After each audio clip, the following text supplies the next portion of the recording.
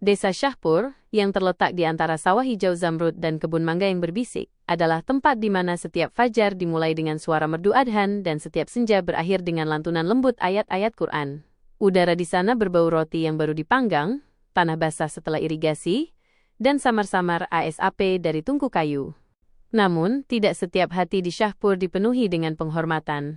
Di sebuah rumah kecil dari bata lumpur di pinggir desa, hiduplah Gulam Rasul, seorang penebang kayu yang miskin namun jujur. Hidupnya adalah siklus menebang kayu di hutan, mengikatnya menjadi bundel, dan menjualnya di pasar hanya cukup untuk membeli tepung gandum dan lentil bagi keluarganya. Istrinya, Bibi Sakinah, adalah seorang wanita lembut dengan selendang yang selalu terikat rapi di kepalanya, dan Quran yang selalu diletakkan di rak tertinggi di rumah mereka.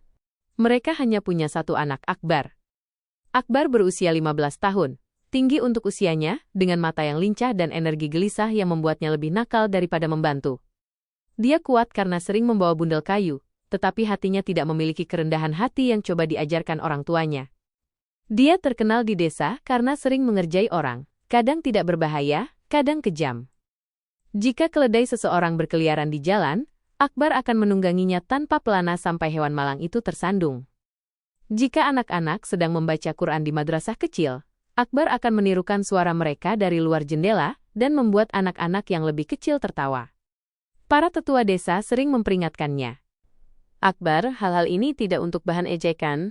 Takutlah kepada Allah sebelum kamu kehilangan rahmat NYA. Namun Akbar hanya menyeringai, menganggap dirinya cerdas. Suatu sore yang terik, saat bahkan burung gagak pun mencari tempat berteduh di bawah pohon mimba, Akbar sedang berjalan pulang dari hutan dengan tali kosong milik ayahnya di bahu. Dia melewati madrasah kecil tempat sekelompok anak laki-laki duduk bersila di atas tikar jerami, melantunkan ayat-ayat Quran di bawah bimbingan Maulvi Abdul Qadir, imam desa yang terhormat. Lantunan ritmis itu melayang melalui jendela yang terbuka. Alhamdulillahi Rabbil Alamin. Akbar melambat, bersandar pada tembok lumpur yang rendah. Senyum nakal menyebar di wajahnya. Dia mulai meniru anak-anak itu, melebih-lebihkan panjang bacaan dan memutarbalikkan kata-kata suci menjadi ejekan. Suaranya cukup keras, sehingga siswa-siswa itu bisa mendengarnya, dan beberapa dari mereka, yang lebih muda, mendongak dengan gugup.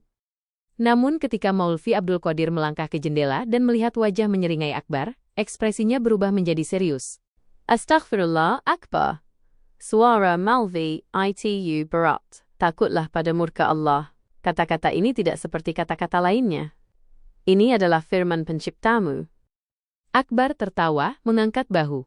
Kalau Allahmu sangat marah, suruh dia lakukan sesuatu padaku sekarang juga.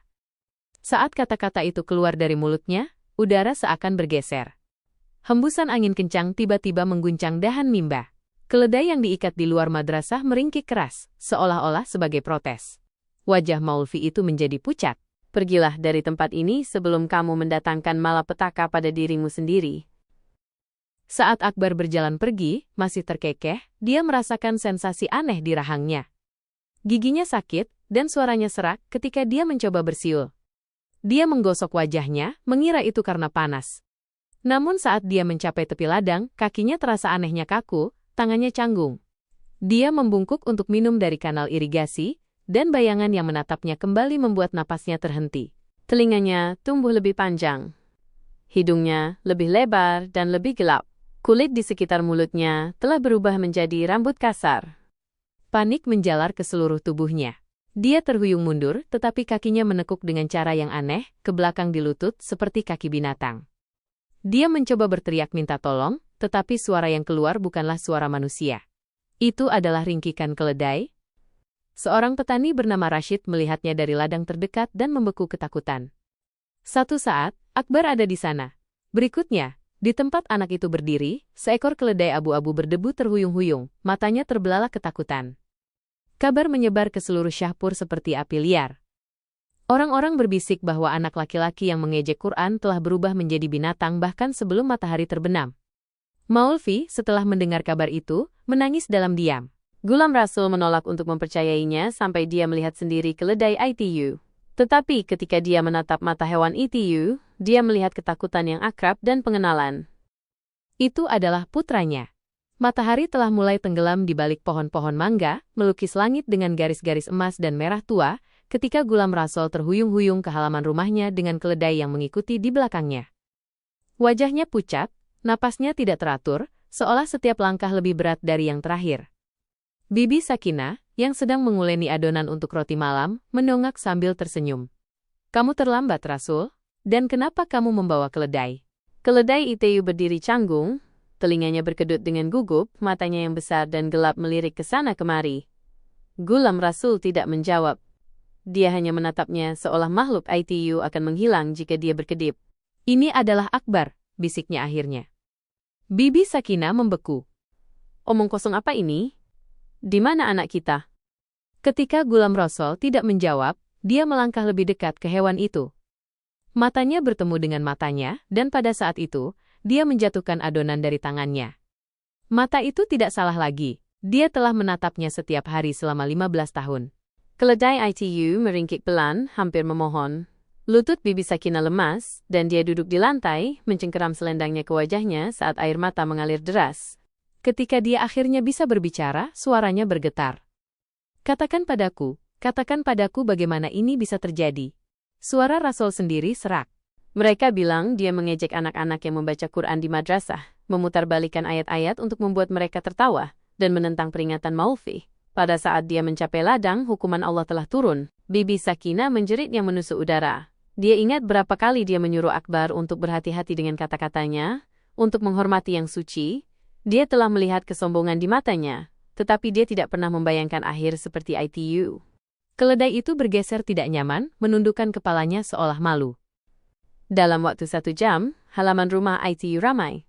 Kabar telah menyebar dengan cepat, lebih cepat dari api liar. Wanita tua dengan tasbih yang digenggam di tangan mereka, berdiri di gerbang bergumam, "Astagfirullah" lagi dan lagi. Anak-anak mengintip dari balik selendang IBU mereka, mata terbelalak. Beberapa penduduk desa menggelengkan kepala. "Ini adalah peringatan bagi kita semua." Yang lain berbisik dengan ketakutan. "Jika hukuman Allah begitu cepat, kita harus menjaga lidah kita sendiri." Maulvi Abdul Qadir tiba tepat sebelum azan maghrib. Wajahnya serius, langkahnya lambat. Dia menatap keledai itu untuk waktu yang lama sebelum berbalik ke arah orang tua yang berduka. "Ini adalah tanda," katanya lembut, "bukan hanya untuk keluarga kalian, tetapi untuk seluruh desa. Quran bukanlah buku biasa. Itu adalah firman Allah sendiri. Mengejeknya berarti menantang Sang Pencipta." Bibi Sakinah menyeka air matanya, suaranya bergetar. "Maulvi Sahib, apakah tidak ada cara untuk mengembalikannya?" Maulvi menghela napas. "Rahmat Allah sangat luas, tetapi masalah ini di luar pemahaman kita. Mungkin ini dimaksudkan sebagai cobaan baginya, dan bagi kalian. Kita hanya bisa berdoa untuknya dan untuk pengampunan." Malam itu, halaman terasa berat dengan keheningan, hanya dipecah oleh pergeseran gelisah keledai dan desiran sesekali daun mimba. Gulam Rasul mengikatnya ke tiang, tetapi tidak tega untuk tidur di dalam. Dia duduk di samping makhluk itu, menatap kegelapan. Keledai itu, Akbar, terus menatap ayahnya seolah ingin berbicara, matanya yang besar berkilau dalam cahaya redup lentera. Tetapi tidak ada kata-kata manusia yang keluar, hanya suara rendah dan menyedihkan dari ringkikan. Di dalam, Bibi Sakinah berbaring di atas tikarnya, tangannya digenggam ke dadanya, membisikkan permohonan sampai suaranya serak. Di suatu tempat di kejauhan, badai sedang mengumpul. Angin membawa bau hujan, bercampur dengan sesuatu yang lain. Perasaan tak tergoyahkan bahwa Syahpur tidak akan pernah sama lagi. Karena di hari-hari yang akan datang, peristiwa aneh ini akan membangkitkan bukan hanya ketakutan, tetapi juga rasa ingin tahu, kebencian, dan pertanyaan yang akan menantang iman lebih dari 1 jiwa di desa. Dan Akbar, yang terjebak dalam tubuh keledai, baru saja memulai perjalanannya. Sinar fajar pertama merayap ke Syahpur, melukis dinding-dinding tanah liat rumah-rumah dengan emas lembut. Ayam jantan berkokok, wanita-wanita menimba air dari sumur, dan bau roti segar memenuhi udara. Tapi di halaman rumah Gulam Rasul, pagi terasa tidak wajar. Keledai itu Akbar, berdiri tertambat pada tiang, telinganya yang besar berkedut pada setiap suara, lubang hidungnya mengembang pada bau yang tidak pernah dia perhatikan sebagai manusia. Malam tadi adalah kabut ketakutan dan ketidakpercayaan baginya. Dia telah mencoba berteriak untuk menyatakan ketidakbersalahannya, memanggil ibunya, menjelaskan bahwa itu hanya lelucon, tetapi setiap percobaan berakhir dengan ringkikan yang sama memalukannya. Sekarang, saat desa mulai hidup, kenyataan mulai merasuk. Dia tidak bangun dari mimpi buruk. Inilah mimpi buruk itu. Menjelang tengah hari, perutnya keroncongan dengan menyakitkan. Sebagai manusia, rasa lapar selalu diatasi dengan roti atau lentil. Tapi sekarang, dia tidak menginginkan bau-bau itu. Setumpuk jerami telah dilemparkan di dekat kakinya. Batang-batang kering ITU berdesir dalam angin. Pemandangan ITU membuatnya berpaling dengan jijik pada awalnya. Ini adalah makanan untuk binatang. Tapi rasa laparnya hanya semakin tajam. Akhirnya, rasa malu membakar di dadanya, dia menundukkan kepalanya dan mulai mengunyah. Rasanya aneh, hambar, tetapi rasa sakit yang menusuk di perutnya mereda dengan setiap suap. Suara rahangnya sendiri yang menggiling jerami terasa memalukan. Dari kejauhan, anak-anak menunjuk dan berbisik. Lihat, itu anak penebang kayu. Mereka bilang Allah mengubahnya menjadi keledai. Telinga Akbar berkedut tanpa sengaja, dan dia berharap dia bisa menghilang. Pada siang hari, ayahnya membawanya ke tepi ladang untuk minum air dari kanal. Penduduk desa yang lewat melambatkan langkah mereka untuk menatap. Beberapa menggelengkan kepala dengan kasihan, tetapi yang lain menyeringai. Sekelompok anak laki-laki seumurannya, anak laki-laki yang pernah bermain kelereng dengannya, datang mendekat. Salah satu dari mereka berteriak, "Akbar, masih mau mengejek Quran sekarang?" Tawa mengikuti, tajam seperti cambuk. Anak laki-laki lain menirukan ringkikan keledai, dan yang lain ikut bergabung. Akbar mencoba berpaling, tetapi cengkeraman ayahnya pada tali mengencang. Mata Gulam Rasul keras. Biarkan mereka tertawa. Kamu pantas mendapatkan ini. Kata-kata itu menusuk lebih dalam dari penghinaan apapun. Akbar ingin berteriak, "Asteris ayah, aku minta maaf. Aku tidak akan melakukannya lagi." Tapi yang keluar dari tenggorokannya hanyalah suara serak dan menyedihkan, yang membuat anak-anak itu tertawa lebih keras. Sore ITU, Malvi Abdul Qadir mengunjungi lagi. Dia berdiri di depan keledai dan membacakan ayat-ayat dari Quran, suaranya mantap dan penuh penghormatan. Telinga Akbar berkedut pada suara yang akrab ITU, dulu diejek, sekarang sangat indah. Ketika Malvi selesai, dia berbalik ke arah penduduk desa yang berkumpul. Apakah kalian melihat? Orang yang menertawakan firman Allah sekarang berdiri, tidak dapat mengucapkan satu kata manusia pun. Ini bukan untuk hiburan kita, ini adalah peringatan. Lindungi lidah kalian, dan ajari anak-anak kalian untuk menghormati apa yang suci. Kerumunan bergumam setuju. Beberapa wanita menangis pelan. Akbar menundukkan kepalanya, beban rasa malu menekan lebih keras dari tali di lehernya. Malam itu, sendirian di halaman, dia memikirkan kehidupan lamanya. Tempat tidurnya yang hangat, teguran lembut ibunya, sensasi bermain nakal. Semuanya tampak begitu kecil, begitu mudah. Sekarang, dia tidak memiliki suara, tidak memiliki tangan, tidak memiliki martabat. Dalam keheningan, dia membuat janji di dalam hatinya. Jika Allah pernah membuatku menjadi manusia lagi, aku akan menghabiskan sisa hidupku untuk melayaninya. Aku tidak akan pernah membiarkan satu kata ejekan pun keluar dari bibirku. Tapi angin yang berdesir melalui daun mimba tidak menawarkan jawaban.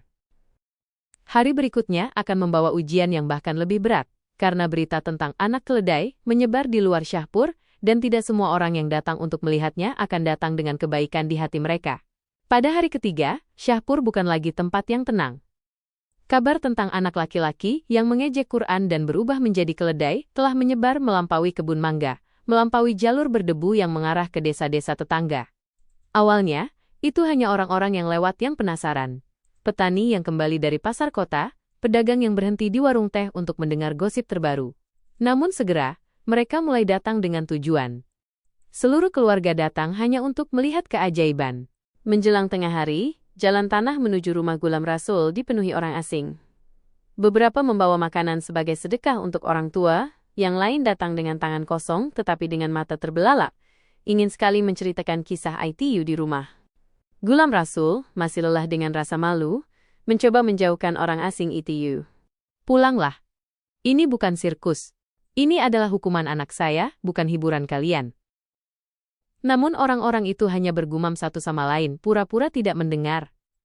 Anak-anak mendorong ke depan, wanita-wanita menjulurkan leher mereka, dan beberapa pria tertawa pelan. Keledai itu Akbar. Berdiri tertambat di bawah naungan pohon mimba, telinganya berkedut dengan gugup, dia bisa merasakan tatapan mereka merayapinya. Beberapa berbisik astagfirullah dengan ketakutan yang tulus, yang lain menyeringai. Seorang pria dengan kumis tebal membungkuk ke arah temannya dan berbisik cukup keras, sehingga Akbar bisa mendengar. Aku akan memberikan uang yang bagus untuk membuatnya menarik gerobakku selama sehari.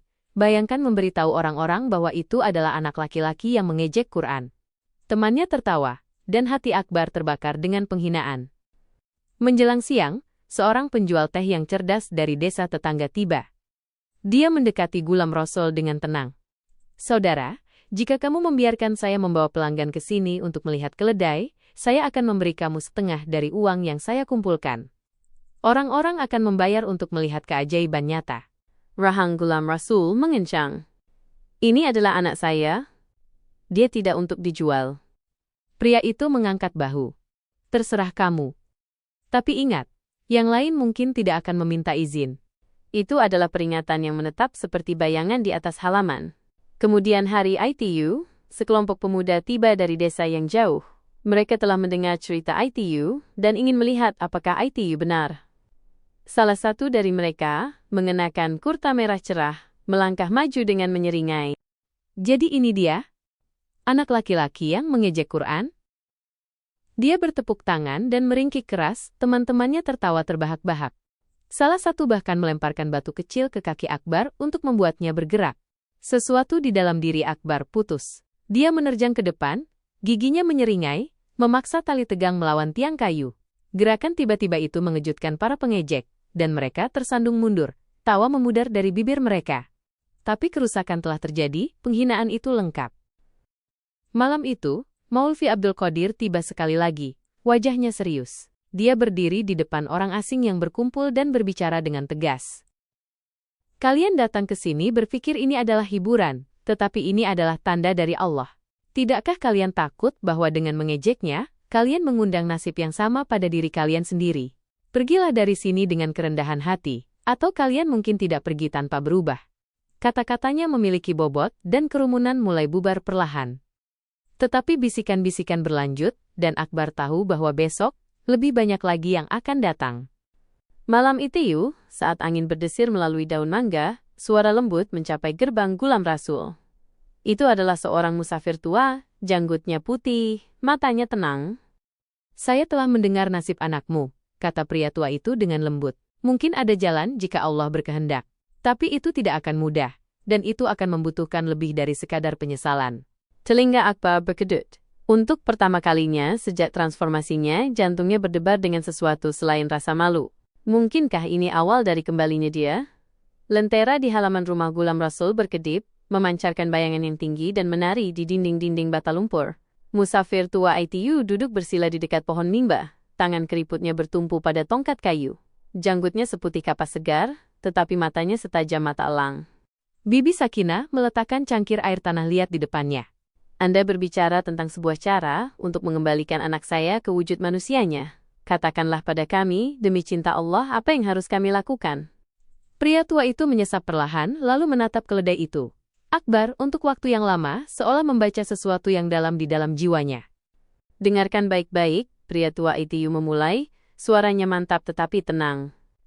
Saya telah bepergian jauh dan bertemu banyak orang yang kesombongannya membawa mereka rendah. Tapi saya belum pernah melihat hukuman yang begitu cepat dan parah. Ini bukan kutukan biasa. Ini adalah keadilan langsung dari Allah. Gulam Rasul mengangguk dengan muram. Kami tahu, tapi jika ada sedikit pun harapan. Pria tua itu mengangkat jari. Harapan ada, tetapi Allah tidak mengubah kondisi seseorang sampai mereka mengubah apa yang ada di dalam diri mereka sendiri. Anak laki-laki ini, bahkan dalam wujud ini, harus bertobat dengan ketulusan seseorang yang tidak memiliki alasan tersisa. Dan lebih dari itu, dia harus melayani apa yang pernah dia ejek. Bibi Sakinah mengerutkan kening, bingung. Melayani? Pria tua itu mencondongkan tubuh lebih dekat. Selama 40 hari, dia harus dibawa ke madrasah yang pernah dia ejek. Dia akan berdiri di sana setiap hari, ditambatkan di luar, mendengarkan Quran dilantunkan. Dia hanya akan makan apa yang diberikan kepadanya oleh para siswa, dan minum hanya dari sumur madrasah. Dan dia tidak akan diajak bicara sebagai manusia sampai 40 hari berakhir. Jantung Akbar berdebar.